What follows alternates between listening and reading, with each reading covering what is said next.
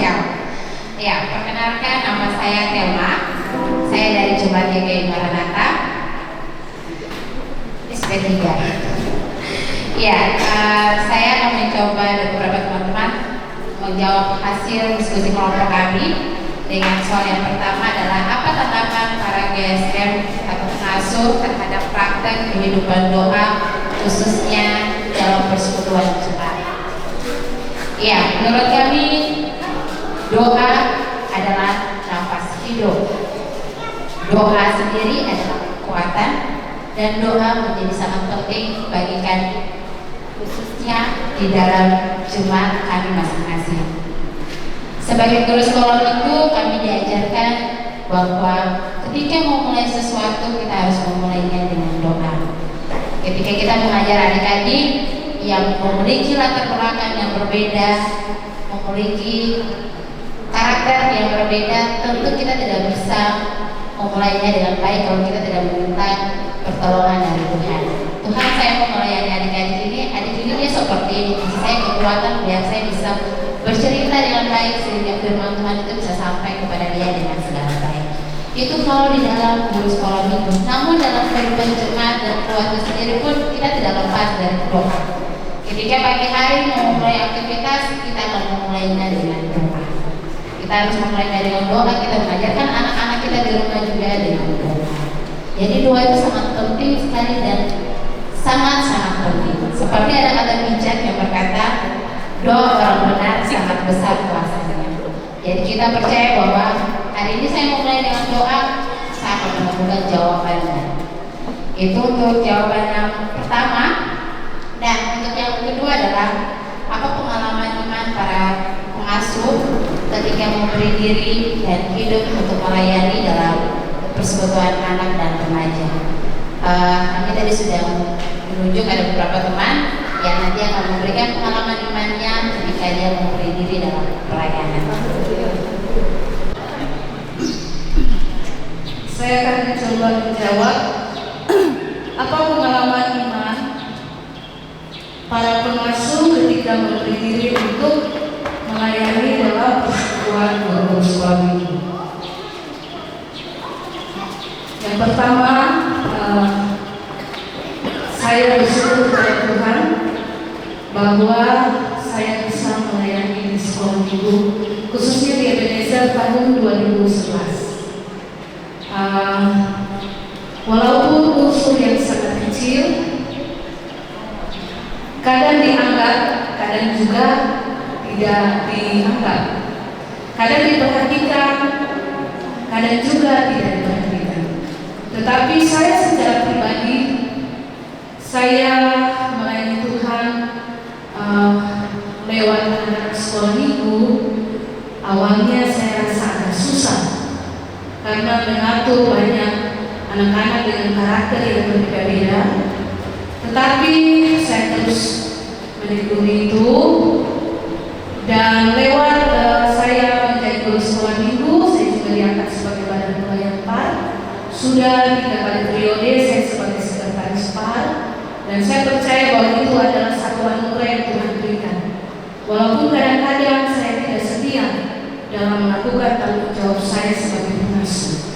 Kadang-kadang ada masalah dan persoalan membuat saya mundur, membuat saya mensiasati diri untuk saya tidak melayani Tuhan. Lewat anak-anak guru sekolah minggu, kadang juga saya malas. Tapi saya bersyukur pada Tuhan bahwa lewat pelayanan sekolah minggu yang saya lakukan, maka saya punya prinsip bahwa di dalam firman Tuhan kita setia kepada perkara-perkara yang kecil, maka Tuhan akan memberikan perkara yang besar. Dan saya alami itu saat ini bahwa walaupun unsur yang sangat kecil, walaupun itu kadang dilihat sebelah mata, tetapi dari pelayanan yang saya lakukan secara pribadi kepada anak-anak sekolah minggu yang sudah Tuhan percayakan, dan saya bersyukur kepada Tuhan bahwa banyak masalah yang saya hadapi baik dalam keluarga, baik dalam pelayanan, baik sebagai pekerja gereja di Jemaat Ebenezer sebagai tata usaha, Tuhan memberikan saya kemampuan, dan saya tetap terus menekuni itu. Dan pada saatnya Tuhan memberikan saya satu kepercayaan yang sangat yaitu saya menjadi seorang guru agama di SMP Negeri 2 Mimika. Saya percaya bahwa itu semua berkat dari apa yang saya lakukan. Saya setia kepada anak-anak yang kecil sehingga Tuhan memberikan saya kepercayaan untuk anak-anak yang lebih besar. Jadi itu adalah pengalaman saya bahwa walaupun pelayanan yang kita lakukan banyak tantangan pergumulan, air mata, kadang kita harus melayani, kita pulang harus berdebat bahwa kadang berkelahi dengan suami, tetapi saya tidak terlalu setia untuk mengikuti tanggung jawab itu dengan mengucap syukur. Maka sudah waktunya Tuhan akan memberikan berkat bagi setiap apa yang kita kerjakan untuk kemuliaan Tuhan. Terima kasih, Tuhan memberkati. Doa kita putus dari Tuhan, artinya kita tidak ada apa-apa. Dan kami melihat dari firman Tuhan, Tuhan Yesus sudah mempraktekannya lebih dulu. Untuk memilih 12 rasul, dia harus berdoa sepanjang malam. Lalu dia memilih 12 rasul. Sebagai guru sekolah minggu, mungkin ini hal sepele bagi kita. Tapi kalau kita mau siap diri untuk pelayanan dan tidak berdoa, itu tetap ada saja yang salah di hari Minggu nanti ketika kita melayani. Untuk itu kami semua sepakat bahwa doa itu penting dalam kehidupan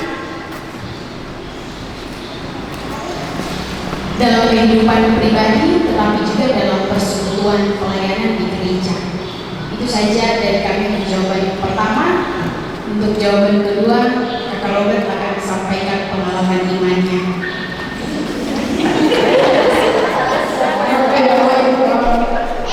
Lalu saya menghadapi satu persoalan yang sangat rumit karena tubuh saya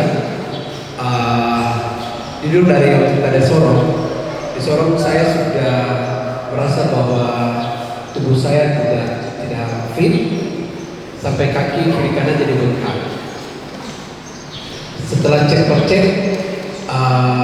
setelah pulang dari Timika, dari Sorong ke Timika, cek asam urat saya 4,9, otomatis itu normal. Tapi kaki dulu bengkak. Saya sampai tidak bisa pakai sepatu gereja. Jadi tapi saya bilang begini, ini suatu peringatan untuk saya bahwa mungkin ada hal yang saya sudah lakukan yang tidak berkenan dengan Tuhan. Akhirnya kami berkumpul dalam doa malam, ternyata memang ada suatu hal yang mungkin bagi kita manusia itu tidak mungkin, tapi ada sesuatu yang mengikuti saya semenjak saya ada di Sorong. Jadi mungkin sampai jujur waktu di Sorong sempat menangis waktu acara bahasa kasih, sampai saya menangis sampai karena ada sesuatu yang benar-benar mengganjal. Dan ternyata sampai saya di Timika, ya bagi saya tidak percaya untuk hal barang-barang segitu. Tapi setelah kami berkumpul dan jujur kita dari orang Jawa dan dia memahami hal itu dan dia bilang ada sesuatu yang tidak beres. Cuma saya berdoa supaya itu cepat dan cukup lama juga. Saya ini kaki sempat bisa, sampai sekarang saya belum bisa pakai pantofel, masih pakai sketch kalau ke gereja. Dan pada akhirnya satu hal lagi yang bikin saya trauma, ternyata setelah kaki saya agak enak, pinggang kiri saya ternyata sakit lagi.